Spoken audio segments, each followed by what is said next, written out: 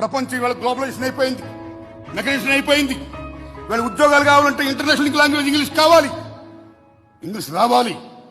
అమ్మ భాష మాతృభాష తెలుగు అయితే నడిపించే భాష నాన్న భాష ఇంగ్లీష్.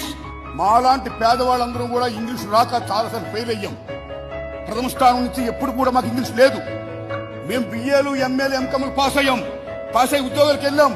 ఉద్యోగాలకు వెళ్ళినప్పుడు ఇంటర్నేషనల్ లింక్ లాంగ్వేజ్ ఇంగ్లీష్ లో ఉండడం వల్ల ప్రశ్న పత్రాలు మేమందరూ ఫెయిల్ అయ్యాం. మేమేమయ్యాం? గుమ్మస్తాలు అయ్యాం, ప్యూన్లు అయ్యాం, అటెండర్లు అయ్యాం. కానీ ఇంగ్లీష్ మీడియం వచ్చిన ఏమయ్యారు? దే బికేమ్ ఐఏఎస్, కలెక్టర్లు అయ్యారు, ఇంజనీర్లు అయ్యారు, డాక్టర్లు అయ్యారు. వాట్ నాట్, చాలా గొప్పలేరు, వెరీ హ్యాపీ. కానీ విద్య ద్వారా ఏ సామాజిక న్యాయం వస్తుంది అంబేద్కర్ మహానుభావుడు చెప్పాడో, because of these Telugu and English అనే భేదం వల్ల ఇంగ్లీష్ వచ్చినాడు చాలా గొప్పోడైపోయాడు, తెలుగు వచ్చినాడు చాలా అతపతన పోయాడు.